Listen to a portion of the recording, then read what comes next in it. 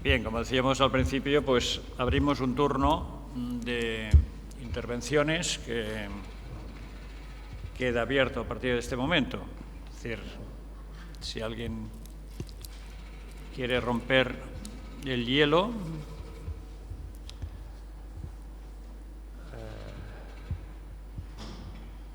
sí, profesor Vintró. Cuando intervengan, por favor, les agradecería que dijeran nombre y la afiliación que les parezca más oportuna. Gracias. Bueno, Joan Vintró, profesor de Derecho Constitucional de la Universidad de Barcelona. Yo sobre la última parte de la intervención del señor Martín Pallín, me ha parecido realmente muy interesante, lo que de todas maneras me asaltan algunas dudas sobre la trascendencia de lo que ha dicho, ¿no? Ciertamente la decisión, si se confirmara efectivamente la opinión del abogado general en la sentencia que definitivamente establezca el Tribunal de Justicia de la Unión Europea, claro, en los propios términos de lo que dice el abogado general, más allá de efectivamente constatar que la actuación de las instituciones españolas no ha sido correcta en este asunto, cosa que me parece poco discutible, en cambio me parece más complicado la referencia que la propia opinión del abogado general contiene en la última parte de su escrito, que es cuando constata que efectivamente ya se ha dictado sentencia, que esta sentencia comporta una pena de inhabilitación y que a partir de aquí, en definitiva, lo planteado ante el tribunal de alguna forma pierde su entidad, pierde el objeto, ¿no? Y ahí es donde yo quería conocer un poco su punto de vista, porque efectivamente sí, como algunos comentaristas habían planteado, el hecho de llevar la cuestión prejudicial al Tribunal de Justicia de la Unión Europea debería haber provocado que no se dictara la sentencia, cosa que no se ha hecho. Es decir, se llevó el asunto al Tribunal de Justicia, pero luego se dictó sentencia, con, entre otras consecuencias, esta pena de inhabilitación. Si no se hubiera dictado sentencia, sí que, de alguna forma, el razonamiento que usted ha planteado, pues tendría un recorrido más claro, en el sentido de volver un poco para atrás, ¿no? En estas circunstancias en que se ha dictado sentencia, lo que usted ha planteado en relación con Junqueras. Cuestión distinta es con Puigdemont-Comín, que ahí sí que yo creo que, en todo caso, lo que usted ha planteado no me parece que plantee muchos problemas. En definitiva, la última palabra la tendrá el Parlamento Europeo y decidirá si estos señores tienen inmunidad o no la tienen, y hasta aquí. Pero en el caso de Junqueras, el hecho de que se haya dictado sentencia, ¿cómo lo valora? Sí, realmente estoy totalmente de acuerdo en que son dos situaciones distintas.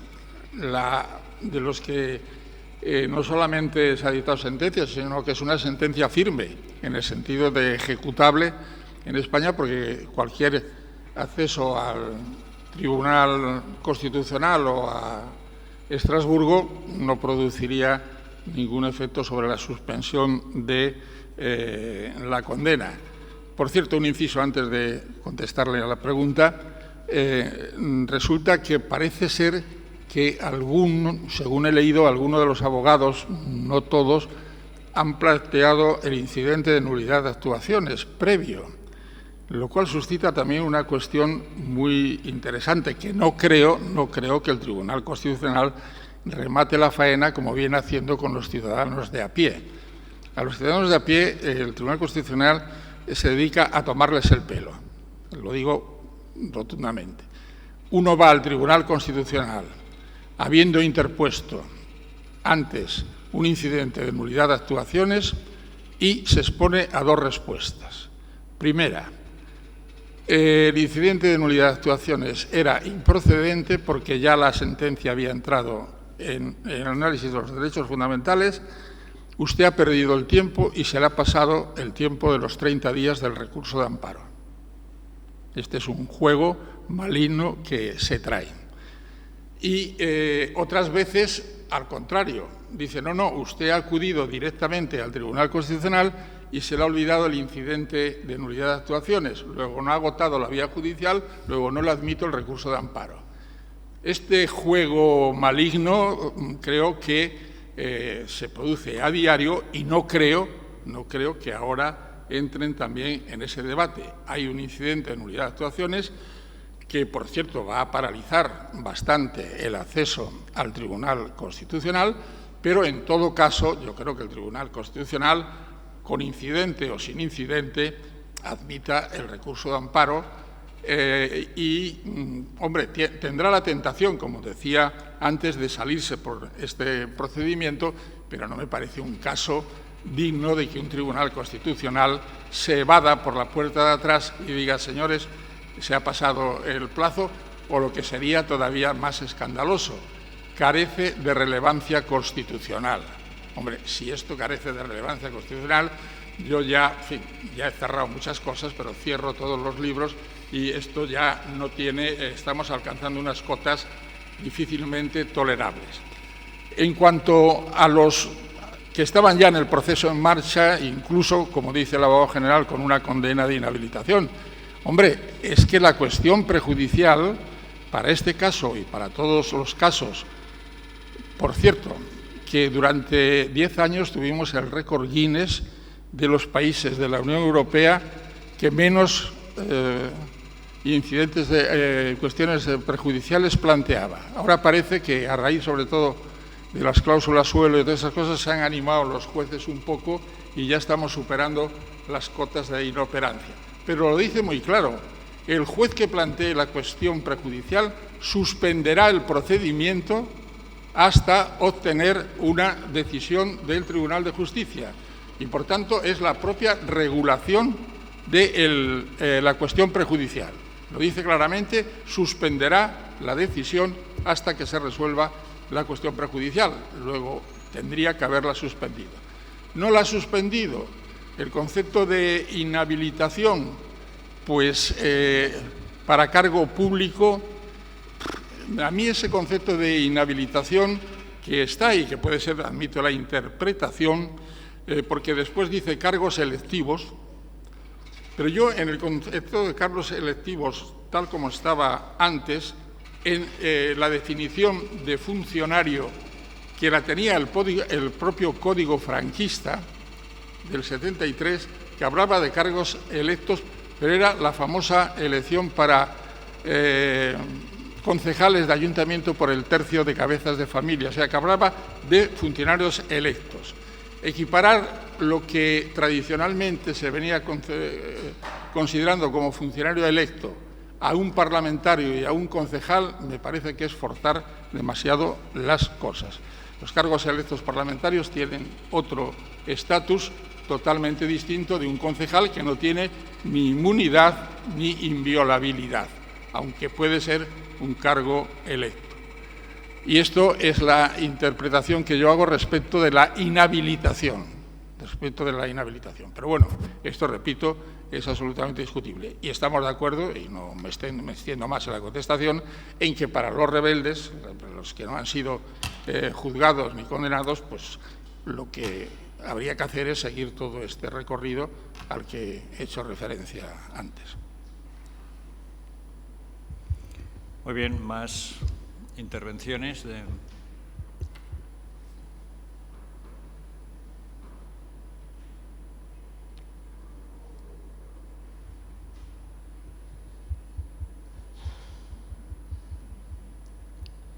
El silencio significa sentimiento con...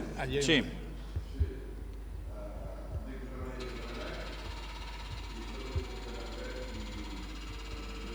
El micro, sisplau. És fàcil. Repeteixo. Em dic Josep Maria Puigdomènech i sóc llicenciat en Dret per l'Autònoma. Perdoneu. Jo tinc aquí un dubte que havia plantejat vostè, però no m'ha quedat clar. És el tema... Perdone, voy a hablar en castellano mejor. Sí.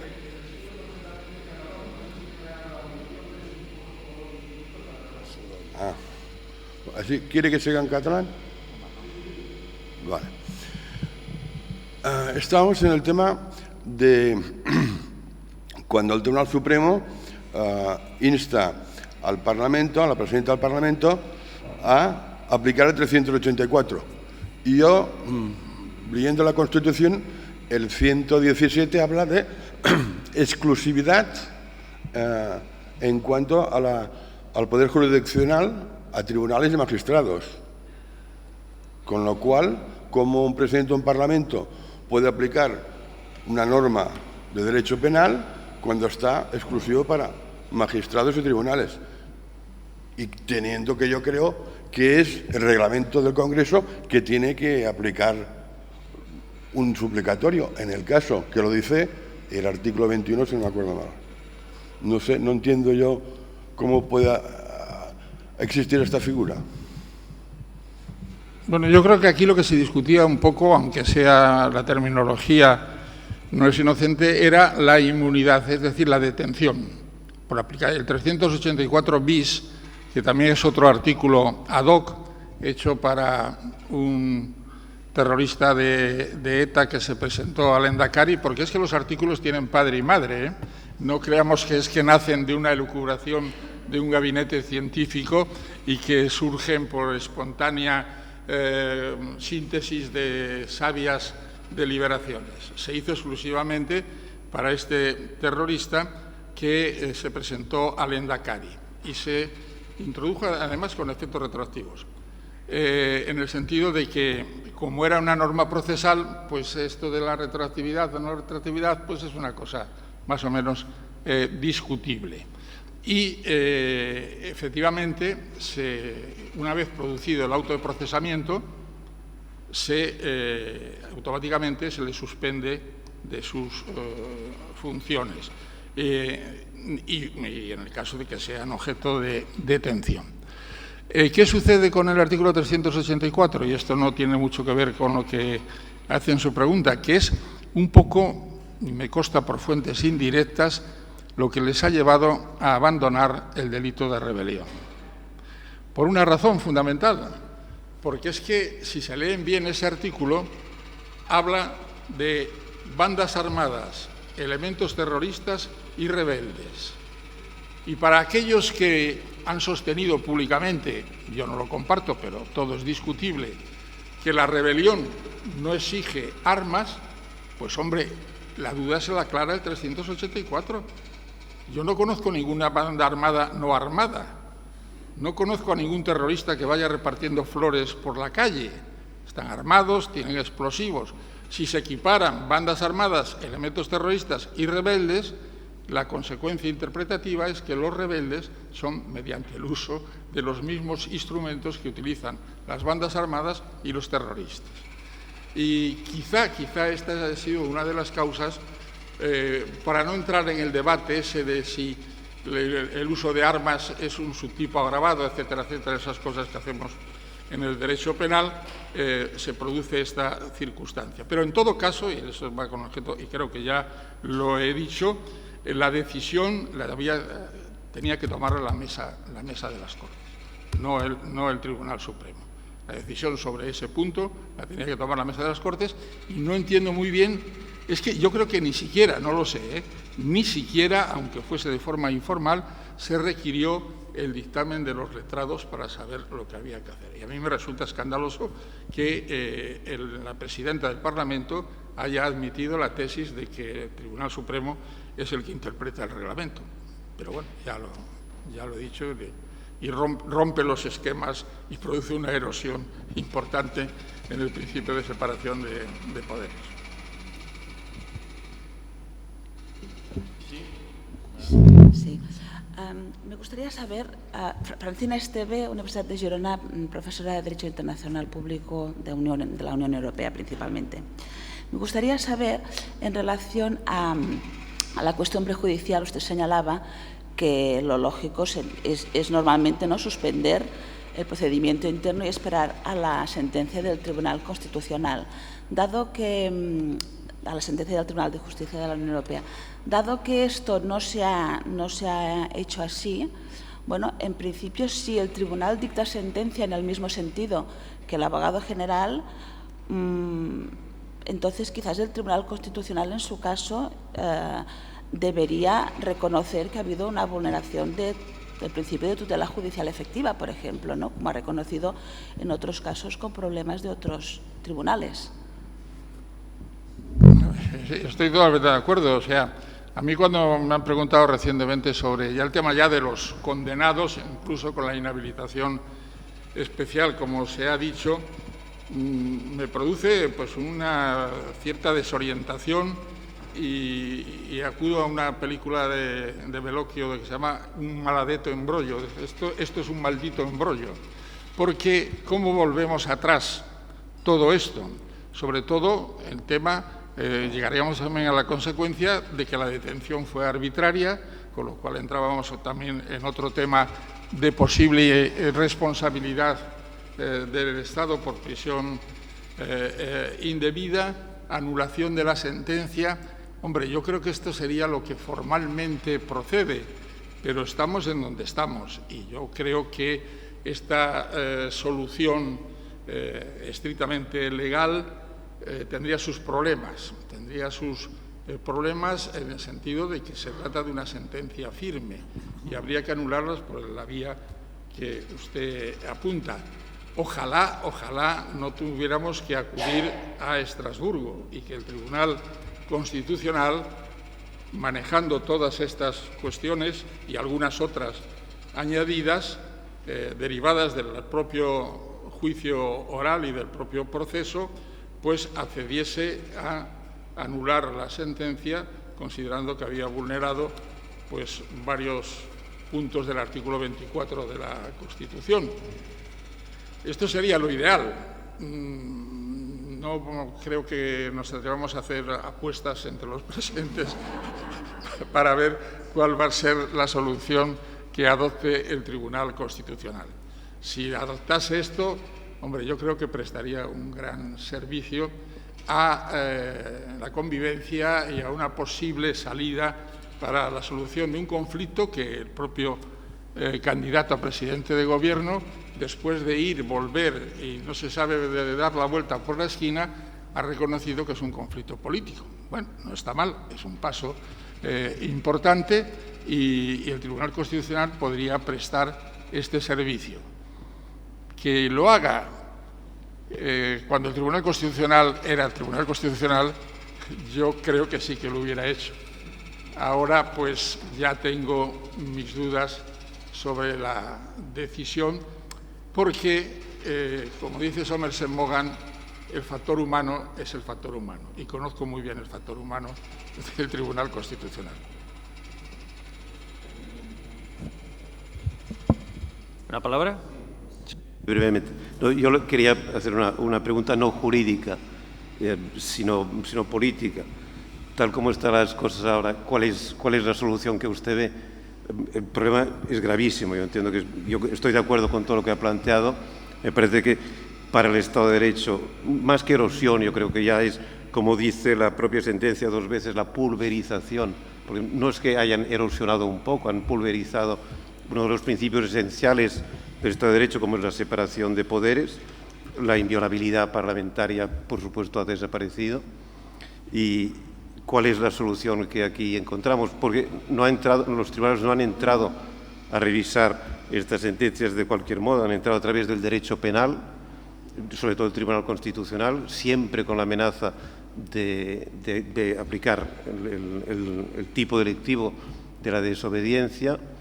La reacción de momento aquí que se está produciendo, a mí me parece que es más o menos razonable desde el punto de vista político. Esta semana el presidente del Parlamento de Cataluña ha insistido en volver a aprobar una resolución reivindicando el derecho a la autodeterminación.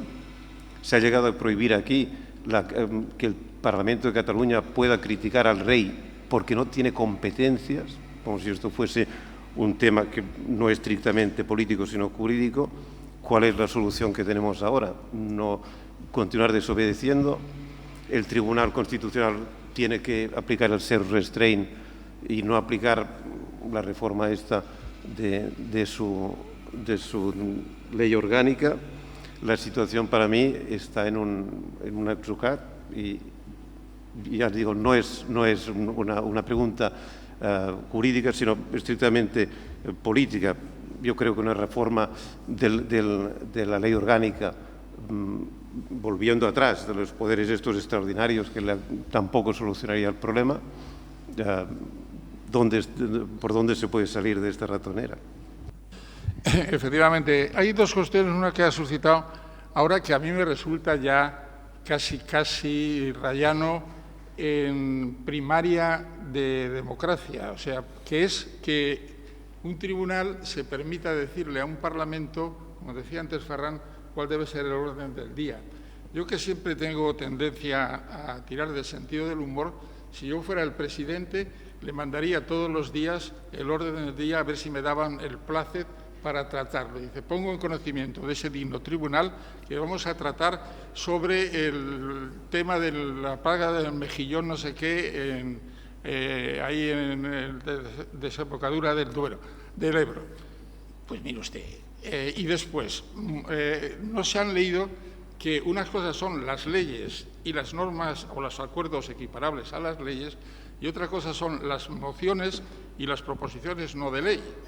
Y si en una moción no se puede decir en un país democrático que uno reprueba la monarquía, pues entonces esto, claro, uno lo habla más allá de los Pirineos y dice, pero, bueno, no, incluso más allá de los Pirineos, no, más allá del Tajo, porque nuestros colegas portugueses nos dan lecciones en muchas cosas, ¿no? Y dice, pero esto, ¿en qué país están ustedes viviendo? Que no se pueda reprobar a la monarquía en un parlamento. Y que venga un tribunal constitucional y dice, usted no reprueba. Esto, vamos, le pasó a Galileo ante el Tribunal de la Inquisición, que dijo que la Tierra giraba, y le corrigieron, y pues, ¿qué le vamos a hacer? Pues el tribunal está haciendo exactamente lo mismo. La segunda parte de la pregunta. Había primera y segunda parte, era simple una reflexión. No, reflexión. Pero es cierto, porque ya han vuelto a amenazar con el delito de desobediencia. Por eso. Con lo cual hemos entrado en un círculo vicioso y de aquí será difícil salir. No, pues volviendo a repetir la cuestión hasta que se den cuenta de que no tiene encaje en una democracia el que un tribunal anule una declaración de principios. Bueno, es que se han atrevido a decir en Baleares que no se puede torear a la portuguesa. ¿Cree que es una misión de un tribunal constitucional el decir cómo tienen que ser los toros en Baleares? Pues anuló, ahí sí que era una norma legal, las cosas como son, tenía competencia. Otra cosa es que se meta a resolver si se puede matar a los toros o no se puede matar a los toros en una plaza. Bien, esto me parece ya excesivo.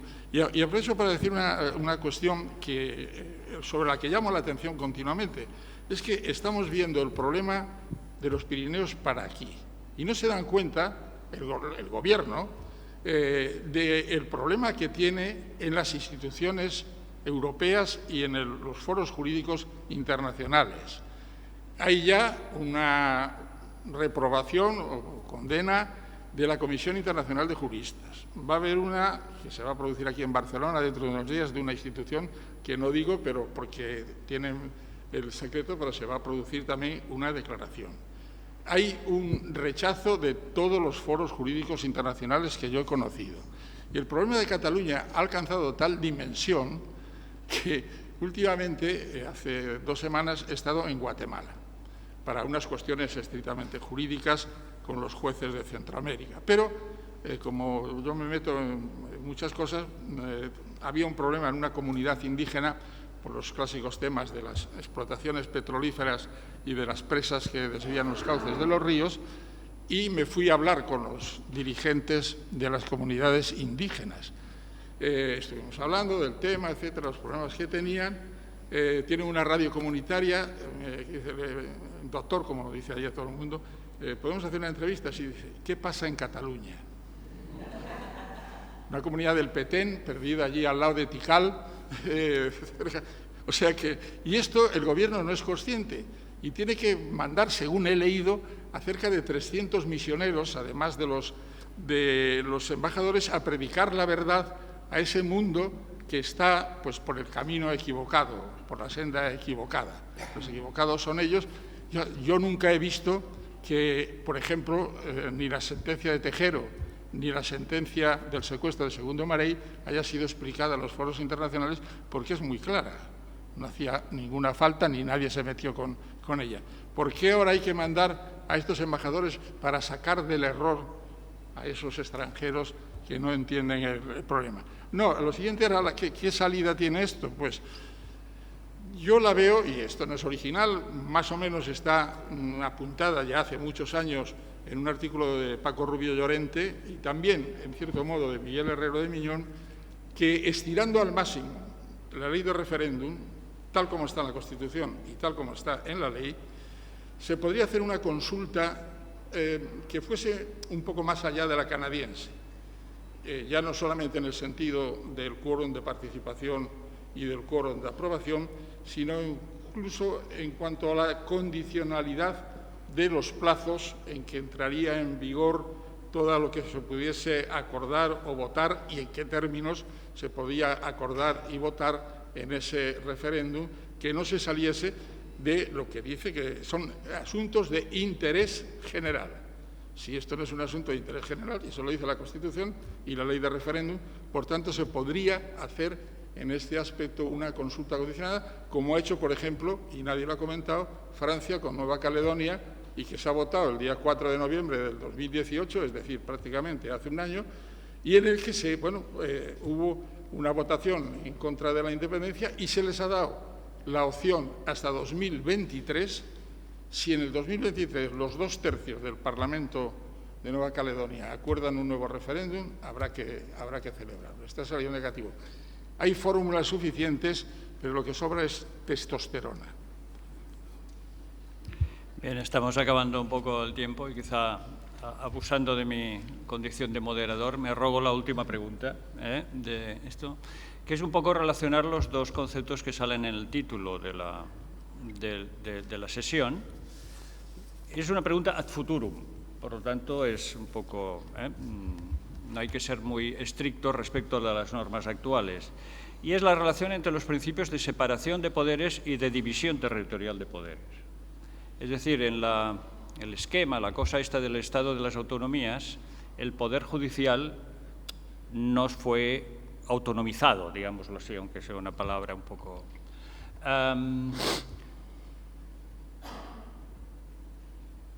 podría ser uno de las variables que alejan más el Estado de las autonomías de las federaciones en democracias avanzadas, es precisamente la estructura del Poder Judicial, que continuará siendo una estructura, digamos, jerárquica de Estado unitario, más o menos.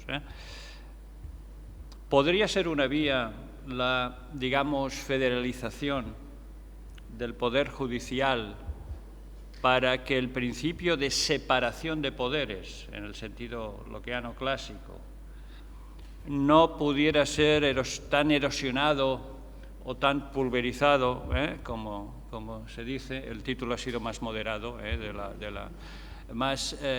¿podría ser esto o no? Porque, claro, si hacemos división territorial de poderes respecto a los ejecutivos, ahora vamos a dejar si esto está muy descentralizado o poco, vamos a dejarlo, pero hay una cierta, digamos, descentralización ejecutiva y también parlamentaria, pero no hay división de poderes en el Poder Judicial. Claro, estamos hablando aquí hay como una distorsión cognitiva, diría yo casi, ¿no? Es decir, estamos hablando de unos tribunales que jerárquicamente no dependen territorialmente de nada. Entonces, bueno, ahí parece que estamos poniendo las bases para que esa erosión, pulverización de la separación clásica de poderes siga produciéndose. Entonces, la pregunta ad futurum sería: ¿una división territorial de los tribunales podría contribuir, en su caso, a controlar la pulverización / erosión de la división de poderes? Hombre, para eso tendríamos que ir a un Estado federal. Es el modelo norteamericano, que quizás sea el más significativo, en el que ningún norteamericano se escandaliza por el hecho de que, por ejemplo, en unos estados hay pena de muerte, en otros no, y que ha hecho el tribunal que constitucionalmente tiene la misión, por decir así, de establecer la interpretación de la Constitución y de las enmiendas, que es el Tribunal Supremo, pues respetar la autonomía cuando ha querido, pero lo ha hecho en 2 ocasiones, con la esclavitud y con la pena de muerte. La pena de muerte se ha lavado las manos, Poncio Pilato ha dicho, hombre, no encaja perfectamente en la primera enmienda, creo que es, pero bueno, que cada Estado haga lo que le parezca porque está dentro de la autonomía de esa división territorial del Poder Judicial y del Poder Ejecutivo y Legislativo el tomar una decisión. Y lo mismo ha hecho con la esclavitud. Dice, es una decisión que debe tomar cada Estado según sus propias normas. Y la que tome no sería incompatible ni con la Constitución ni con las enmiendas. Pero eso tiene que ser un Estado federal a tope. Si no, me parece que es bastante más complicado. Muy bien, pues damos por finalizada esta primera parte. Como decíamos, procedemos un descanso, en fin, no muy extenso, digamos, y reprendemos a las 10:25 la sesión, con las 2 mesas redondas. Gracias. Bien, vamos a reiniciar la segunda parte de la sesión.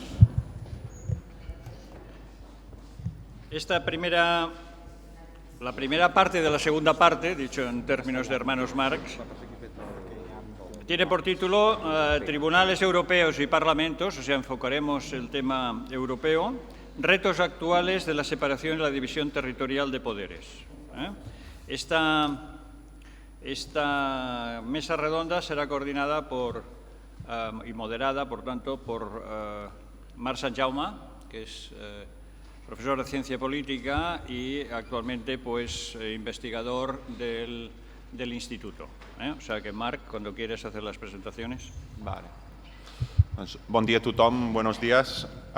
Empezamos esta segunda mesa redonda a Parlamentos y Tribunales. Estamos frente a una erosión de los principios de separación y división territorial de poderes en Europa. Esa fue la conferencia de José Antonio Martín Pallín, con la que empezábamos la mañana.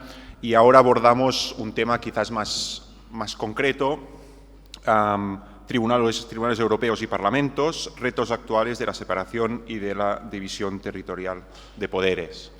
Para esa mesa redonda nos acompañan 3 ponentes. El primer ponente es el señor Antoni Bayona. Antoni Bayona actualmente es letrado del Parlamento de Cataluña y es además profesor de Derecho Administrativo en la Pompeu Fabra.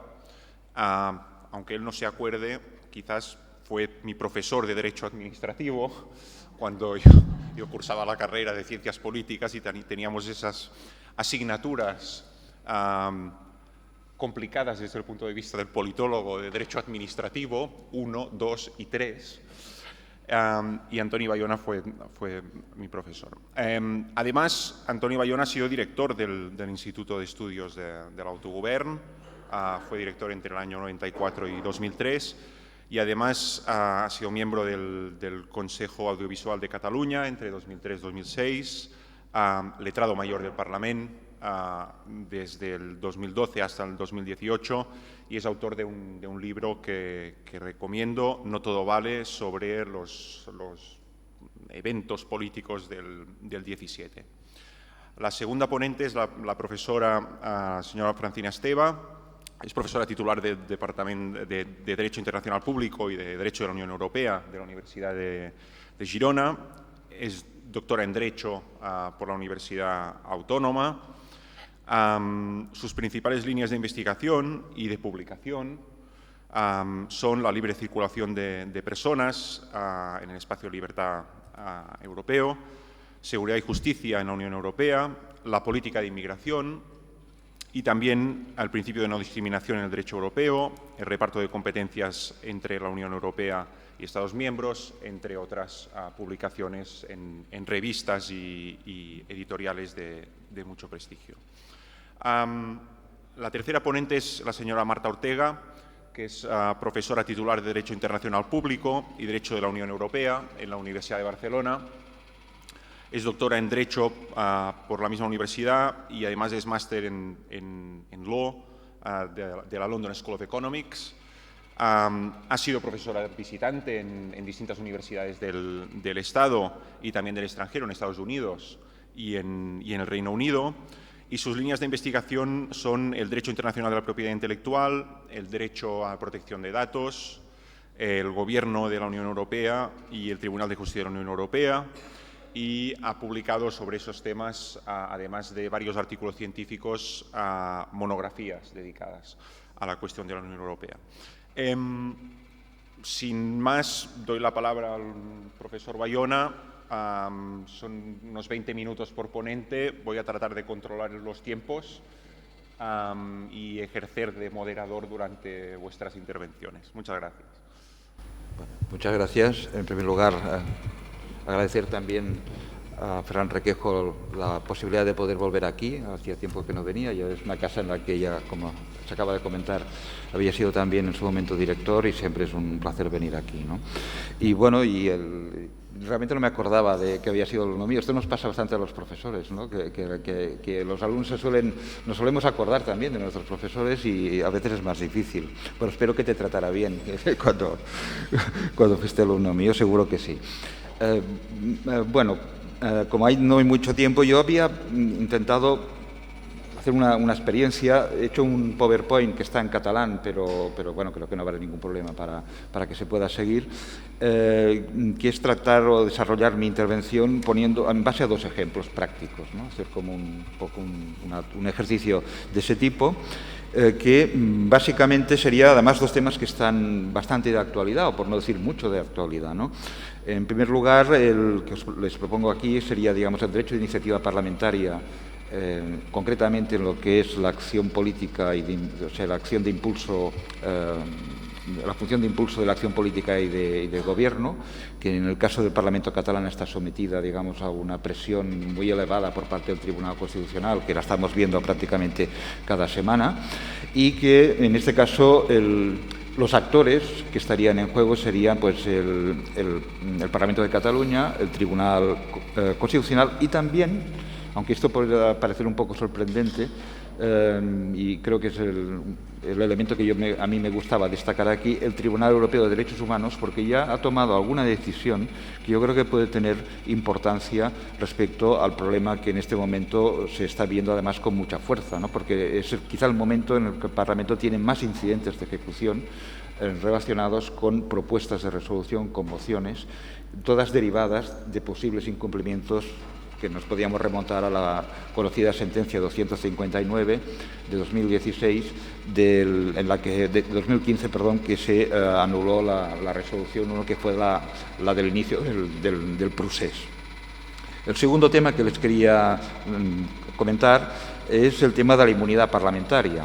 Es un tema que creo que ya ha salido aquí y que en este caso el conjunto de instituciones afectadas sería el Tribunal Supremo, el Parlamento Europeo y el Tribunal de Justicia de la Unión Europea. Me estoy refiriendo, lógicamente, a los eurodiputados catalanes que hasta este momento no se les ha reconocido esa condición y que hay una cuestión prejudicial precisamente pendiente. En definitiva, son dos temas que tienen un elemento en común, que es lo que yo quería resaltar, que yo creo que es muy determinante a los efectos del desgaste o de la fatiga de materiales, por decirlo de alguna manera, que está sufriendo un poco o bastante la democracia española, ¿no? Que es el punto de conexión es el derecho de participación política, que no es un derecho cualquiera, porque es básicamente la expresión principal o una de las expresiones principales de la democracia, la actuación de un Parlamento elegido por los ciudadanos y la posibilidad de que una persona también elegida por los ciudadanos pueda desarrollar la función para la cual ha sido elegida. No son dos temas menores, es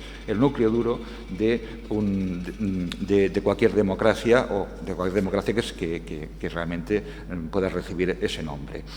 Pasando ya al primer caso y yendo un poco rápido, no sé si se acordarán ustedes que después del referéndum, lo podemos decir así como un hecho, del 1 de octubre, y de acuerdo con la Ley de Transición Jurídica y Fundacional de la República que había aprobado el Parlamento de Cataluña, en aplicación de esa ley, si el referéndum era positivo, se tenía que declarar la independencia, lo decía el artículo 4 de esa ley. Entonces se convocó un pleno, no entro en el debate de fondo del referéndum ni de la ley, esto lo dejo, simplemente es un hecho que constato. Lo que me interesa ahora destacar es que la mesa del Parlamento, a petición de los grupos parlamentarios, Junts per Catalunya, Junts pel Sí en aquel momento y la CUP, convocó un pleno para el día 9 de octubre para, en definitiva, aplicar o ser coherente con lo que decía la ley. Por tanto, era el pleno que, en teoría, se tenía que proceder a la declaración de independencia si se daban por buenos los resultados del referéndum del 1 de octubre. Ese pleno no se llegó a celebrar. Y fue suspendido por el Tribunal Constitucional porque un grupo parlamentario presentó un recurso de amparo y en el marco muy específico de un recurso de amparo, precisamente que tiene sus dificultades en cuanto a posible concreción por parte de una sentencia, el Tribunal Constitucional incluso tomó la medida cautelar de suspender el pleno del día 9 de octubre. Estos son los hechos iniciales.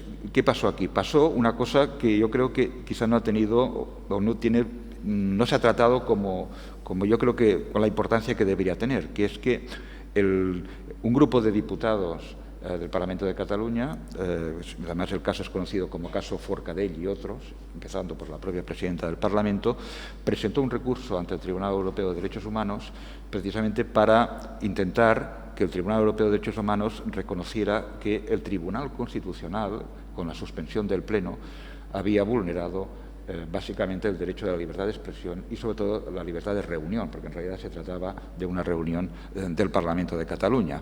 Entonces, esa demanda fue presentada por todo este grupo de diputados que eran básicamente Junts pel Sí. No recuerdo ahora si también los de la CUP los escribieron, pero bueno, eso no tendría más relevancia.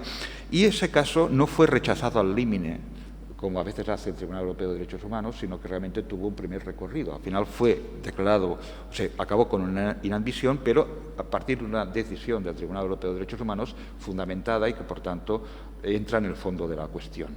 Y esto es lo que yo creo que es importante destacar.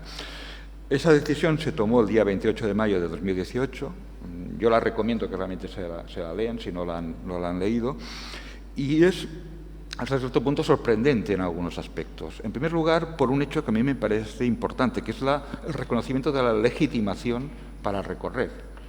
Porque aquí se actuaba como personas que eran cargos públicos, eran diputados de un parlamento. Entonces el tribunal se planteó como primera cuestión si realmente había una legitimación, porque ya saben que el Convenio Europeo de Derechos Humanos no permite que haya una legitimación de los poderes públicos. Entonces aquí había que discernir si realmente estaba actuando el Parlamento o estaban actuando en realidad personas privadas. Y eso yo creo que era un punto bastante discutible desde el punto de vista jurídico. Bueno, no puedo entrar en ello, pero lo importante es que el Tribunal Europeo resuelve este primer obstáculo y les considera como grupo de particulares a los efectos de la protección por el convenio. Creo que es un elemento muy esencial o muy determinante. ¿Por qué?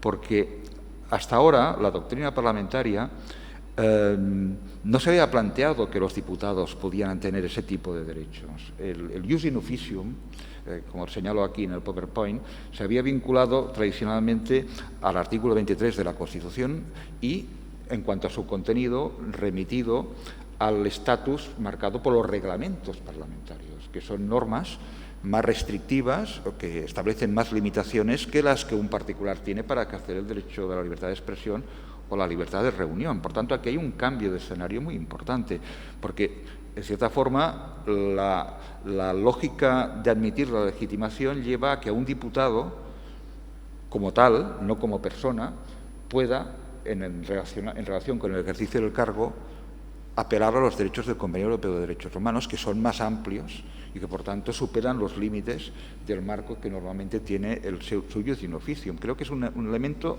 muy determinante y muy importante. ¿Por qué? Porque en ese caso concreto, el tribunal, a partir de ese punto, lo lleva al artículo 11, esencialmente. Lo que el tribunal valora, el Tribunal Europeo, es el derecho de reunión, en este caso. Dice, bueno, derecho de expresión y reunión en definitiva, están imbricados, pero aquí es más evidente que lo que está en juego es el derecho de reunión.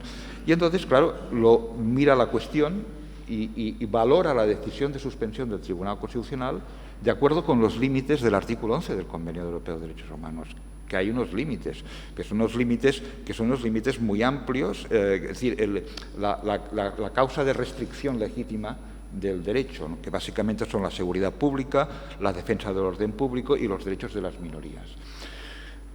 Haciendo esa valoración, el Tribunal, en el caso concreto, dice que hay motivos legítimos para impedir el pleno, es decir, que podían entrar en juego estas restricciones. Pero aquí está la cuestión.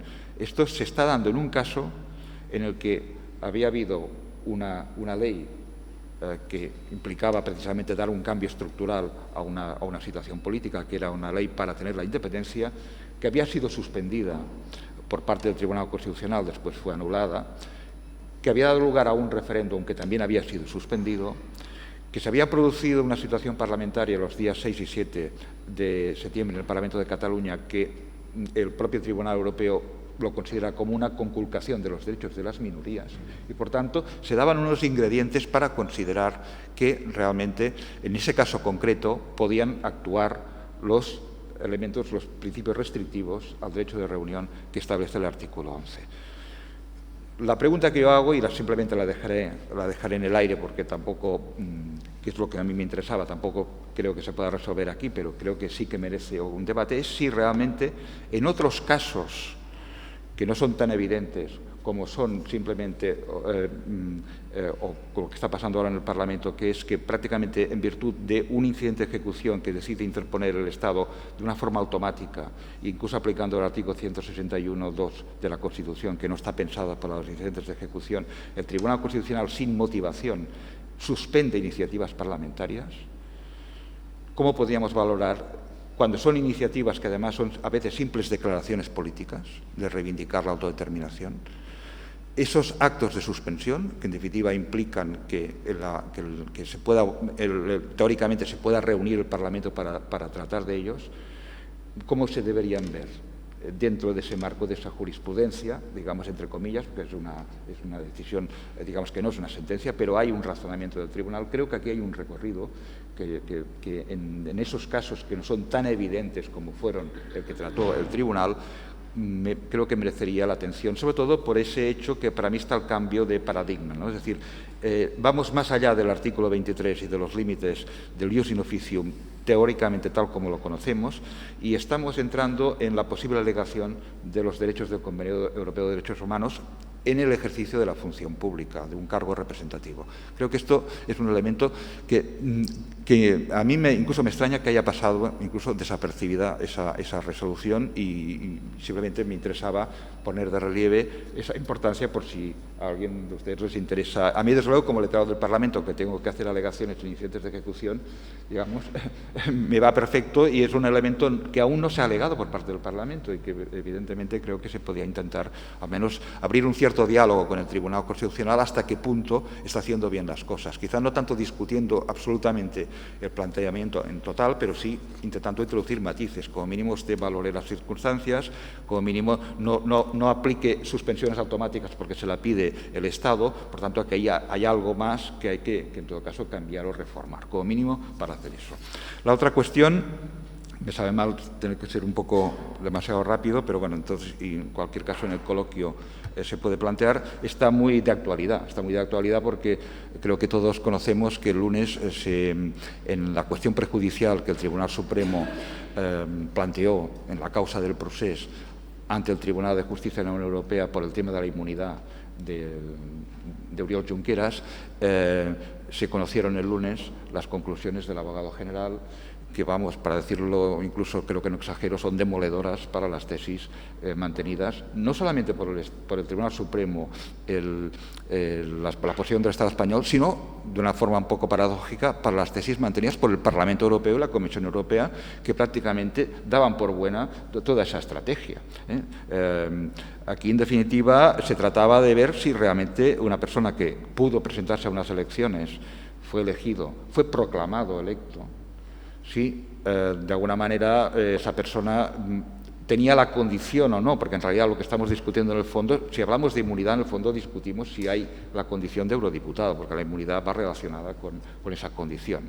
El Tribunal Supremo eso no lo plantea exactamente así, lo plantea como un poco disociado, porque el Tribunal Supremo cree que realmente es necesario, además de la elección, el requisito de acatamiento de la Constitución. Entonces, de una forma un poco extraña, dice, para mí no es eurodiputado, pero pregunto si tiene inmunidad. Eso ya es un poco extraño, es un planteamiento un poco, digamos, incoherente, porque la inmunidad en todo caso iría relacionada al menos con una presunción de que se tiene el cargo de eurodiputado. Pero bueno, esto es otro planteamiento.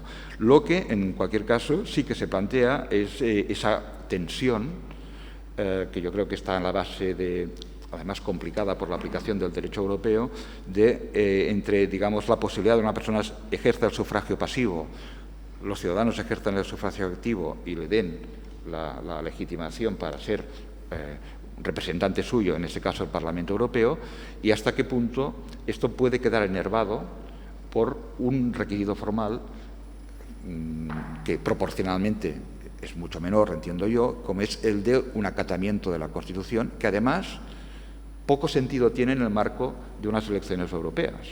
Es decir, este requisito puede tener sentido cuando eres elegido miembro del Senado o las Cortes, porque en definitiva estamos hablando de tu sistema representativo, pero en un sistema electoral que después de las últimas reformas del Tratado de la Unión Europea y de la Carta de Derechos Fundamentales de la Unión Europea se plantea como un derecho de ciudadanía europea, los diputados ya no son delegados de los parlamentos, sino que son elegidos por los ciudadanos, ese requisito, como el propio abogado general viene a decir, que no hace falta entrar en ello, pero a mí me plantean dudas de que ese requisito sea compatible, además, con el derecho europeo. Bien, aquí hay un tema, yo creo que muy importante, que va a poner a prueba, yo creo que es muy, y sé que me consta que en el Tribunal Supremo ha creado mucha preocupación, y tuve ocasión de estar antes de ayer en Madrid por un tema de un coloquio, y había fiscales, había gente próxima al Tribunal Supremo y me comentaron esa preocupación, que va a suponer un problema especialmente grave, además, porque con eso ya voy terminando, porque yo creo que el Tribunal Supremo, además, ha cometido más de un error en esa cuestión. Cuando decidió plantear la cuestión prejudicial, lo planteó como si fuera una cuestión estanca o autónoma de la causa principal. Y decidió continuar la causa principal, cuando normalmente cuando hay una cuestión prejudicial, por eso está, es decir, para saber primero la opinión del Tribunal de Justicia de la Unión Europea para luego tú resolver la cuestión. Entonces, fue muy artificiosa para mí la diferenciación que hizo el Tribunal Supremo, decidió no suspender el juicio, ha dictado una sentencia, y esa sentencia puede llegar a una conclusión, digamos, muy difícil de calificar desde el punto de vista de la justicia, de que el propio abogado general se plantea en sus conclusiones, es decir, bueno, ¿en qué sentido o hasta qué punto tiene sentido continuar la cuestión prejudicial cuando usted ha inhabilitado a esa persona, la sentencia es firme y realmente se puede decir que el mandato se ha extinguido? Por tanto, de alguna manera, es una situación realmente anómala y extraña. Aquí lo que sí que habría que tener en cuenta que hay una cuestión que también creo que es poco conocida, y es que el Tribunal Supremo, al menos al final, ha sido un poco coherente consigo mismo, y en la ejecutoria que dicta el mismo día 14 de octubre de la sentencia, deja pospuesta, utiliza esa palabra, que yo entiendo que es como en suspenso, no le veo otra posible interpretación, los efectos de la inhabilitación pendiente de lo que decida el Tribunal de Justicia. Con lo mínimo aquí sí que acaba siendo algo coherente. Entonces, eso para mí es muy relevante, porque significa que de alguna manera, de una forma bastante extraña, se me escapa ya, digamos, desde el punto de vista procesal cómo calificarlo, el propio Tribunal Supremo no está dando firmeza, en el fondo, a esa decisión que podría quedar afectada por la decisión del Tribunal de Justicia. Por tanto, este dato, que creo que el abogado general no lo sabía, porque en su relato se nota que no está, y creo que es un elemento muy importante para que al menos, porque si no sería también una circunstancia un poco extraña, y también desde el punto de vista de la justicia, aquello que a veces cuando te preguntan no sabes qué decir como jurista, que la persona que ha sido sometida a un proceso penal, que ha sufrido las consecuencias más graves porque está privado de libertad y que además ha planteado la cuestión prejudicial, podría tener un trato, digamos, menos beneficioso que otros 2 eurodiputados sobre los cuales aún no ha recaído una sentencia y que, por tanto, no tendrían ese problema, ¿no? O sea, que es una situación de aquellas que no sabes muy bien cómo explicar que se produzcan esas situaciones.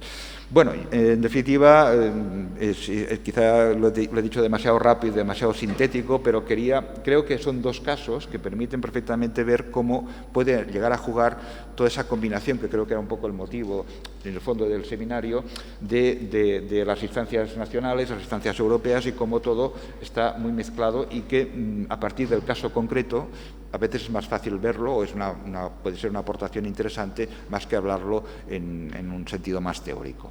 Bien, y creo que más o menos me he ajustado bastante el tiempo y por una vez lo he conseguido, que normalmente no lo suelo conseguir. Muchas gracias por su atención. Gracias.